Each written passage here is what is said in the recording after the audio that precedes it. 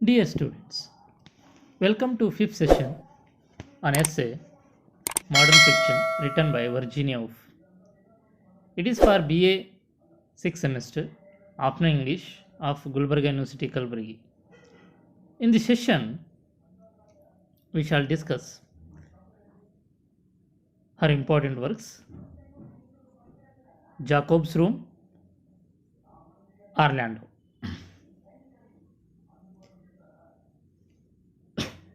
Let us see her important one of the works, Jacob's Room. Jacob's Room is a novel published on 1922. Jacob's room ಇದೊಂದು ಕಾದಂಬರಿ. ಇದು 1922ರಲ್ಲಿ ಇದನ್ನು ಪ್ರಕಟಣೆ ಮಾಡಲಾಯಿತು. The novel centres in a very ambiguous way around the life story of protagonist Jacob Flanders and is presented almost entirely through the impression other characters. ಈ ಕಾದಂಬರಿ ಪ್ರಮುಖವಾಗಿ ಒಂದು ಅಸ್ಪಷ್ಟವಾಗಿರ್ತಕ್ಕಂಥ ಒಂದು ಕಾದಂಬರಿ. ಇದು ಈ ಒಂದು ಮುಖ್ಯ ಪಾತ್ರಧಾರಿಯಾಗಿರ್ತಕ್ಕಂಥ ಒಂದು ಜಾಕೋಬ್ ಫ್ಲಾಂಡರ್ಸ್ ಅವನ ಸುತ್ತಮುತ್ತ ಅವನ ಜೀವನದ ಬಗ್ಗೆ ನಡೀತಕ್ಕಂಥ ಈ ಒಂದು ಕಾದಂಬರಿಯಾಗಿದೆ. It was set in prewar England. Novel begins in Jacob's childhood and follows him through college at Cambridge and into adulthood. ಇದನ್ನು ಪ್ರೀ-ವಾರ್ ಇಂಗ್ಲೆಂಡ್ನಲ್ಲಿ ಈ ಒಂದು ನಾವೆಲ್ನ ಕತೆ ನಡೆಯುತ್ತದೆ. ಅಂದರೆ ಯುದ್ಧದ ಮುಂಚೆ ಇರತಕ್ಕಂತಹ ಒಂದು ಇಂಗ್ಲೆಂಡ್ನಲ್ಲಿ. ಕಾದಂಬರಿ ಪ್ರಾರಂಭವಾಗುವುದು ಜಾಕೋಬ್ಸ್ನ ಒಂದು ಬಾಲ್ಯಾವಸ್ಥೆ, ನಂತರದಲ್ಲಿ ಅವನ ಕಾಲೇಜಿನ ಜೀವನ ದಿನಗಳು, ಅದು ಆ ಒಂದು ಕ್ಯಾಂಬ್ರಿಡ್ಜ್ ಕಾಲೇಜಿನಲ್ಲಿ ಇರತಕ್ಕಂಥ ಅವನ ದಿನಗಳು, ನಂತರ ಅವನ ಯೌವನಾವಸ್ಥೆ. The story is told mainly through the perspective of women in Jacob's life, including the repressed upper middle class Clara Durant and young art student Florida with whom he has an affair. ಇಲ್ಲಿ ಕಥೆ ಮುಖ್ಯವಾಗಿ ಒಂದು ಮಹಿಳೆಯ ದೃಷ್ಟಿಕೋನದಲ್ಲಿ, ಅವಳ ಒಂದು ಮಹಿಳೆಯ ಒಂದು ದೃಷ್ಟಿಕೋನದನ್ನು ಇಟ್ಕೊಂಡು ಒಂದು ಜಾಕೋಬ್ನ ಲೈಫ್ನಲ್ಲಿ ಏನೇನು ಏಳು ಬೀಳುಗಳು ನಡೀತವೆ, ಏನೇನು ಅವನ ಜೀವನದಲ್ಲಿ ಏನೇನು ಘಟನೆಗಳು ಸಂಭವಿಸ್ತವೆ ಅನ್ನೋದರ ಮೇಲೆ ಈ ಒಂದು ಕತೆ ಇರತಕ್ಕಂಥದ್ದು. ಇದರಲ್ಲಿ ಒಂದು ಅಪ್ಪರ್ ಮಿಡ್ಲ್ ಕ್ಲಾಸ್ ಕ್ಲಾರಾ ಡುರಾಂಟ್, ಅಂದರೆ ಒಂದು ಮಧ್ಯಮ ಫ್ಯಾಮಿಲಿಯ ಒಂದು ಕ್ಲಾರಾ ಡುರಾಂಟ್, ಅದೇ ರೀತಿಯಾಗಿರ್ತಕ್ಕಂಥ ಯಂಗ್ ಆರ್ಟ್ ಸ್ಟೂಡೆಂಟ್ ಫ್ಲೋರಿಡಾ, ಆ ಒಂದು ಕಾಲೇಜಿನಲ್ಲಿ ಯಂಗ್ ಆರ್ಟ್ ಸ್ಟೂಡೆಂಟ್ ಆಗಿರ್ತಕ್ಕಂಥ ಫ್ಲೋರಿಡಾ. ಸೊ ಇವರ ಒಂದು ಪಾತ್ರಗಳ ಒಂದು ನಡೀತಕ್ಕಂಥ ಒಂದು ಏನು ಘಟನೆಗಳು ಇರ್ತವೆ ಆ ಒಂದು ಕಥೆಯಲ್ಲಿ ಬರ್ತಕ್ಕಂಥದ್ದು. With whom he has N affair. So ಇಲ್ಲಿ ಜಾಕೋಬ್ಸ್ ಏನಂತಂದರೆ ಫ್ಲೋರಿಡಾ ಜೊತೆ ಒಂದು ಅಫೇರ್ ಅಥವಾ ಒಂದು ನಾವೇನು ಹೇಳ್ತೀವಿ ಒಂದು ಲವ್ ಅಫೇರ್ ಅಂತಕ್ಕಂಥದ್ದನ್ನು ಇಲ್ಲಿ ಇತ್ತು ಅಂತಕ್ಕಂಥದ್ದು ಈ ಒಂದು ಸ್ಟೋರಿಯಲ್ಲಿ ನಾವು ನೋಡ್ತೀವಿ. Jacob Flander is a young man passing from adolescence to adulthood. So Jacob Flanders ಒಬ್ಬ ಯುವಕ ತರುಣ, ಆತನು ಯಾವ ರೀತಿ ಒಂದು ಯೌವನಾವಸ್ಥೆಗೆ ಹೋಗ್ತಾನೆ ಅಂತಕ್ಕಂಥದ್ದನ್ನು ನಾವು ಇಲ್ಲಿ ನೋಡ್ತೀವಿ. Jacob attends the university of Cambridge and it is the first time he is living away from his family home. Jacob university of ಕ್ಯಾಂಬ್ರಿಡ್ಜ್ನಲ್ಲಿ ಒಂದು ತನ್ನ ಶಿಕ್ಷಣವನ್ನು ಪ್ರಾರಂಭಿಸ್ತಾನೆ, ಕಾಲೇಜಿನ ಶಿಕ್ಷಣವನ್ನು ಪ್ರಾರಂಭಿಸ್ತಾನೆ. ಅವನು ಪ್ರಪ್ರಥಮ ಬಾರಿಗೆ ತನ್ನ ಕುಟುಂಬದಿಂದ ದೂರವನ್ನು ಉಳಿದಿರ್ತಾನೆ. There he meets Mrs Clara Durrant is Timothy's sister. ಇಲ್ಲಿ ಅವನು ಮಿಸಸ್ ಕ್ಲಾರಾ ಡುರಾಂಟ್ ಏನಂತಂದರೆ ಅವಳು ಟಿಮೋತಿಯ ಒಂದು ತಂಗಿಯಾಗಿರ್ತಾಳೆ. ಅಲ್ಲಿ ಪ್ರಥಮ ಬಾರಿಗೆ ಅವಳನ್ನು ಭೇಟಿಯಾಗ್ತಾನೆ. He develops a romantic relationship with Florida, a beautiful girl. ಅಲ್ಲಿ ಫ್ಲೋರಿಡಾ ಅಂತಕ್ಕಂಥ ಒಂದು ಹುಡುಗಿಯ ಜೊತೆಗೆ ಒಂದು ರೋಮಾಂಚನವಾಗಿರ್ತಕ್ಕಂಥ ಒಂದು ಸಂಬಂಧವನ್ನು ಆತ ಅಲ್ಲಿ ಆ ಒಂದು ಹುಡುಗಿಯ ಜೊತೆಗೆ ಬೆಳೆಸ್ತಾನೆ. Clara makes a several attempts to get closer to Jacob but to no avail. So ಇಲ್ಲಿ ಇನ್ನೊಂದು ಕಡೆ ನಾವು ನೋಡೋದಾದರೆ ಕ್ಲಾರಾ ಏನಂತಂದರೆ ಜಾಕೋಬಿನ ಜೊತೆಗೆ ಬಹಳ ಹತ್ತಿರ ಒಂದು ಆಗೋದಕ್ಕೆ ಬಹಳಷ್ಟು ಪ್ರಯತ್ನವನ್ನು ಪಡ್ತಾಳೆ, ಆದರೆ ಅದರಿಂದ ಯಾವುದೂ ಉಪಯೋಗ ಆಗೋದಿಲ್ಲ. Jacob set off on his first ever trip abroad at the age of 26. Jacob ತನ್ನ 26ನೇ ವಯಸ್ಸಿನಲ್ಲಿ ಒಂದು ಪ್ರಯಾಣವನ್ನು ಬೆಳೆಸ್ತಾನೆ, ಹೊರದೇಶದ ಪ್ರಯಾಣವನ್ನು ಬೆಳೆಸ್ತಾನೆ. He first moved to Paris and then to Greece. ಪ್ರಥಮ ಬಾರಿಗೆ ಆತ ಪ್ಯಾರಿಸ್ ಒಂದು ದೇಶಕ್ಕೆ ಹೋಗ್ತಾನೆ, ನಂತರದಲ್ಲಿ ಗ್ರೀಸಿಗೆ ಆತ ಪ್ರಯಾಣವನ್ನು ಬೆಳೆಸ್ತಾನೆ. After extensively touring in Greece, Jacob finally returns to London. So ಗ್ರೀಸಿಗೆ ಒಂದು ಪ್ರಯಾಣವನ್ನು ಬೆಳೆಸಿ ನಂತರದಲ್ಲಿ ಕೊನೆಗೆ ಆತ ಒಂದು ಲಂಡನ್ಗೆ ಮರಳುತ್ತಾನೆ. To live in the society one should follow its rules. ಒಂದು ಸಮಾಜದಲ್ಲಿ ನಾವು ಇರಬೇಕು ಅಂತಂದರೆ ಅಲ್ಲಿರ್ತಕ್ಕಂಥ ಒಂದು ಕೆಲವೊಂದು ನಿಯಮಗಳಿರ್ಬೋದು, ಅದನ್ನು ನಾವು ಪಾಲಿಸಲೇಬೇಕಾಗ್ತದೆ. And Jacob finally realises his dream and visits Greece. He realises how pleasant it is to be alone. ಕೊನೆಗೆ ಅವನಿಗೆ ಒಂದು ಏನು ಅರ್ಥ ಆಗ್ತದೆ ಅಂತಂದರೆ, ತನ್ನ ಒಂದು ಕನಸು ಏನಾಗಿತ್ತು ಆ ಒಂದು ಗ್ರೀಸಿಗೆ ಭೇಟಿ ಕೊಡ್ತಕ್ಕಂಥದ್ದು, ಕೊನೆಗೆ ಆತ ಒಂದು ರಿಯಲೈಸ್ ಮಾಡ್ಕೊಳ್ತಾನೆ, ಅರ್ಥವನ್ನು ಮಾಡ್ಕೊಳ್ತಾನೆ. ಏನಂತಂದರೆ pleasant it is to be alone, ಅಂದರೆ ಒಬ್ಬಂಟಿಯಾಗಿರೋದು ಬಹಳ ಖುಷಿಯನ್ನು ಕೊಡ್ತಕ್ಕಂಥದ್ದು ಅನ್ನೋದನ್ನು ಆತ ಅಲ್ಲಿ ಅವನಿಗೆ ಅರಿವಾಗ್ತದೆ. Solitude gives us chance not to lose oneself in the modern life. Solitude ಅಂದರೆ ಒಬ್ಬಂಟಿಗ ನಾವೇನಂತೀವಿ, ಅದು ಈ ಒಂದು ಆಧುನಿಕ ಜಗತ್ತಿನಲ್ಲಿ ನಾವು ಕಳ್ಕೊಬಾರ್ದು, ನಮ್ಮತನವನ್ನು ಕಳ್ಕೊಬಾರ್ದು ಅನ್ನೋದು ನಮಗೆ ಅದು ಹೇಳ್ಕೊಡ್ತದೆ. He dreams about learning the truth, who value knowledge and just want to live like they want. So ಇಲ್ಲಿ ಅವನು ಕನಸನ್ನು ಕಾಣ್ತಾನೆ. ಏನು ಅಂತಂದರೆ ಒಂದು ಸತ್ಯವನ್ನು ಕಲಿಯೋದಾಗಿರ್ಬೋದು, ಆಮೇಲೆ ಒಂದು ಜ್ಞಾನ, ಅದೇ ರೀತಿ ಇನ್ನೊಂದೇನು ಅಂದರೆ ನಮ್ಮ ಮನಸ್ಸಿಗೆ ಏನು ಸರಿ ಅನಿಸುತ್ತೆ ಅದ್ರ ಥರ ನಾವು ಜೀವನವನ್ನು ನಡೆಸಬೇಕು ಅನ್ನೋದಾತ ಆ ಒಂದು ಕನಸನ್ನು ಕಾಣ್ತಾನೆ.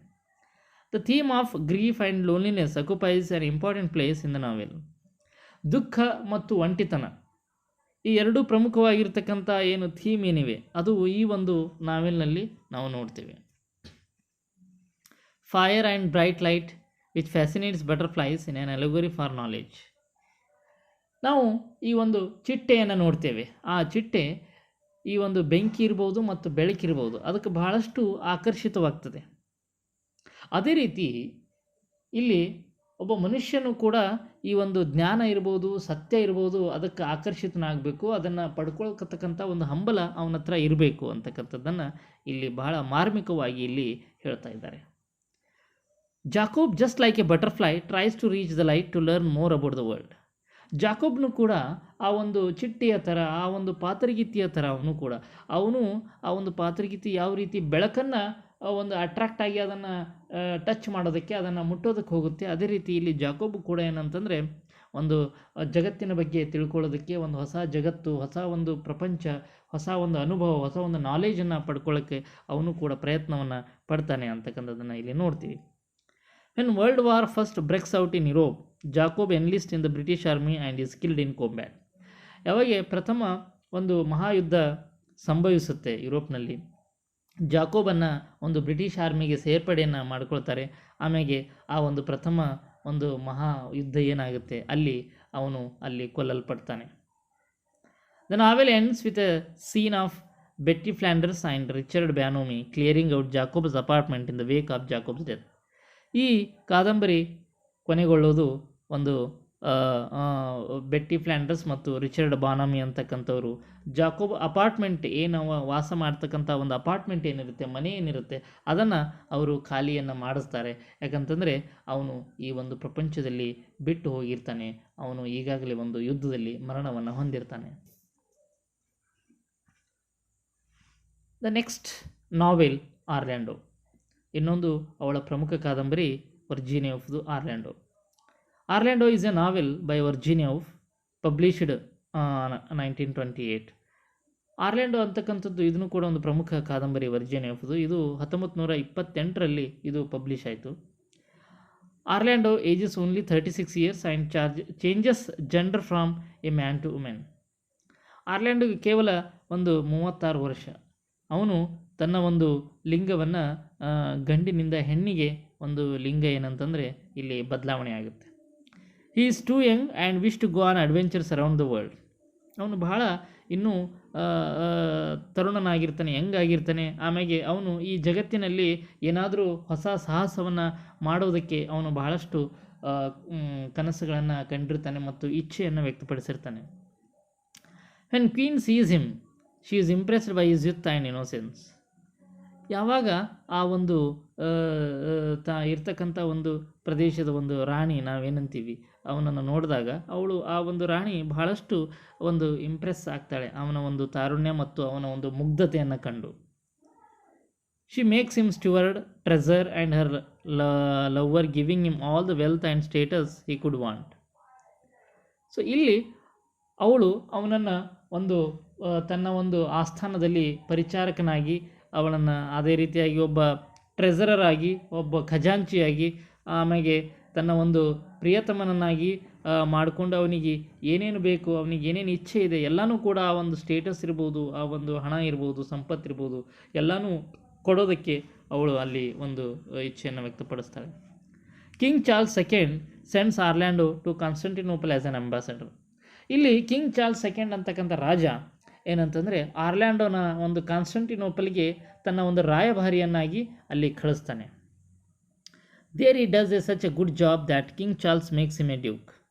ಸೊ ಅಲ್ಲಿ ಅವನು ಒಳ್ಳೆಯ ಎಷ್ಟು ಕೆಲಸಗಳು ಮಾಡ್ತಾನೆ ಅಂತಂದರೆ ಅವನನ್ನು ಏನಂತಂದರೆ ಡ್ಯೂಕ್ನನ್ನಾಗಿ ನೇಮಕವನ್ನು ಮಾಡ್ತಾನೆ. He decides that he will concentrate all his efforts on writing. ನಂತರ ಆತ ಏನು ಡಿಸೈಡ್ ಮಾಡ್ತಾನೆ ಅಂತಂದರೆ ನಾನು ನನ್ನ ಎಲ್ಲ ಪ್ರಯತ್ನವನ್ನು ನಾನು ಬರವಣಿಗೆಯಲ್ಲಿ ಕೊಡಬೇಕು, ಬರವಣಿಗೆಯಲ್ಲಿ ನಾನು ಹಾಕಬೇಕು ಅಂತಕ್ಕಂಥದ್ದನ್ನು ಆತ ಡಿಸೈಡನ್ನು ಮಾಡ್ತಾನೆ. ಹಿ ಇನ್ವೈಟ್ಸ್ ನಿಕ್ ಗ್ರೀನ್. ಅವನು ನಿಕ್ ಗ್ರೀನ್ ಅಂತಕ್ಕಂಥ ಒಬ್ಬ ಫೇಮಸ್ ಪೋಯೆಟ್, ಅವನನ್ನು ತನ್ನ ಮನೆಗೆ ಆಹ್ವಾನವನ್ನು ಮಾಡ್ತಾನೆ. ಸೊ ಮಾಡಿದಾಗ ಅಲ್ಲಿ ಏನಾಗ್ತದೆ ಅಂತಂದರೆ ಅವರಿಬ್ಬರ ಮಧ್ಯೆ ಈ ಒಂದು ಸ್ಟೇಟಸ್ ಇರ್ಬೋದು, ಈ ಒಂದು ಕ್ಲಾಸ್ ಇರ್ಬೋದು, ಅದು ಡಿಫ್ರೆನ್ಸ್ ಏನಂತಂದರೆ ಅವರಿಬ್ಬರ ಮಧ್ಯೆ ಅಲ್ಲಿ ಬರುತ್ತೆ. Orlando heart broken and burns all his poems and dramas.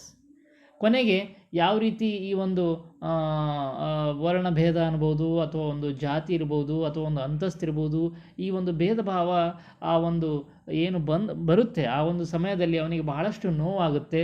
So ನೋವಾದ್ಮೇಲೆ ಅವನು ತನ್ನ ಇರುವ ಎಲ್ಲ ಒಂದು ಪೋಯಮ್ಸ್ ಮತ್ತು ಡ್ರಾಮಾಸ್ಗಳನ್ನು ಆತ ಸುಟ್ಟು ಹಾಕ್ತಾನೆ. One of the most important themes is the connection between fact and imagination. So ಇಲ್ಲಿ ಇಂಪಾರ್ಟೆಂಟ್ ಮುಖ್ಯವಾಗಿರ್ತಕ್ಕಂಥ ಥೀಮ್ಸ್ ನಾವು ನೋಡೋದಾದರೆ ಏನು ಅಂತಂದರೆ ಒಂದು ಫ್ಯಾಕ್ಟ್ ಮತ್ತು ಇಮ್ಯಾಜಿನೇಷನ್. ಫ್ಯಾಕ್ಟ್ ಅಂತಂದರೆ ಸಂಗತಿ ಮತ್ತು ಕಲ್ಪನೆ, ಇವೆರಡರ ಮಧ್ಯೆ ಇರತಕ್ಕಂಥ ಒಂದು ಕನೆಕ್ಷನ್ ಬಗ್ಗೆ ನಾವು ಈ ಒಂದು ಇಂಪಾರ್ಟೆಂಟ್ ಥೀಮನ್ನು ಇಲ್ಲಿ ನೋಡ್ತೀವಿ. The determination of difference between the gender is main theme in Orlando. ಅಂದರೆ ಡಿಫ್ರೆನ್ಸ್ ಬಿಟ್ವೀನ್ ಜೆಂಡರ್ ಅಂದರೆ ಮೇಲ್ ಆ್ಯಂಡ್ ಫಿಮೇಲ್, ಎರಡೇ ಜೆಂಡರ್ ಇರೋದು, ಒಂದು ಮೇಲ್ ಆ್ಯಂಡ್ ಫಿಮೇಲ್. ಸೊ ಆ ಒಂದು ಡಿಫ್ರೆನ್ಸ್ ಬಿಟ್ವೀನ್ ಜೆಂಡರ್ ಏನಿದೆ, ಮೇಲ್ ಆ್ಯಂಡ್ ಫಿಮೇಲ್, ಸೊ ಆ ಒಂದು ಥೀಮನ್ನು ನಾವು ಇಲ್ಲಿ ಆರ್ಲ್ಯಾಂಡೋದಲ್ಲಿ ನೋಡ್ತೀವಿ. As Orlando is introduced to each new age and each new situation, he changes himself to fit the rules of those around him. So ಇಲ್ಲಿ ಆರ್ಲ್ಯಾಂಡೋ ಪ್ರತಿಯೊಂದು ಒಂದು ಹೊಸ ಜಗತ್ತಿರ್ಬೋದು, ಅಥವಾ ಒಂದು ಹೊಸ ಒಂದು ಸಿಚುವೇಶನ್ ಇರ್ಬೋದು, ಹೊಸ ಅಟ್ಮಾಸ್ಫಿಯರ್ ಇರ್ಬೋದು, ಸೊ ಆತ ಪ್ರತಿಯೊಂದು ಸಿಚುವೇಶನ್ ಇರ್ಬೋದು, ಪ್ರತಿಯೊಂದು ಸಮಯ ಇರ್ಬೋದು, ಪ್ರತಿಯೊಂದು ದೇಶ ಇರ್ಬೋದು, ಅಥವಾ ಪ್ರತಿಯೊಂದು ಒಂದು ಏಜ್ ಇರ್ಬೋದು, ಅದು ಎಲ್ಲದಕ್ಕೂ ಆತ ಚೇಂಜಸ್ ಆಗ್ತಾ ಹೋಗ್ತಾನೆ. Orlando knows he must change with each new adventure in order to survive and become accepted in the new age. ಆರ್ಲ್ಯಾಂಡೋಗೆ ಒಂದು ಏನು ತಿಳಿತದೆ ಅಂತಂದರೆ ನಾವು ಬದಲಾಗಲೇಬೇಕು, ಪ್ರತಿಯೊಂದು ಸಿಚುವೇಶನಿಗೆ ತಕ್ಕ ಹಾಗೆ ನಾವು ಬದಲಾಗಲೇಬೇಕು, ಬದಲಾದಾಗ ಮಾತ್ರ ನಾವು ಇಲ್ಲಿ ಉಳಿಯೋದಕ್ಕೆ ಸಾಧ್ಯ. ಆಮೇಲೆ ಹೊಸ ಒಂದು ಏನು ಏಜ್ ಇರುತ್ತೆ, ಹೊಸ ಒಂದು ಏನು ಇದು ಇರುತ್ತೆ, ಅದನ್ನು ನಾವು ಎಕ್ಸೆಪ್ಟ್ ಮಾಡ್ಕೊಳ್ಳೇಬೇಕು, ಸ್ವೀಕಾರವನ್ನು ಮಾಡ್ಕೊಳ್ಳೇಬೇಕು. So with this let me conclude the session. Thank you one and all.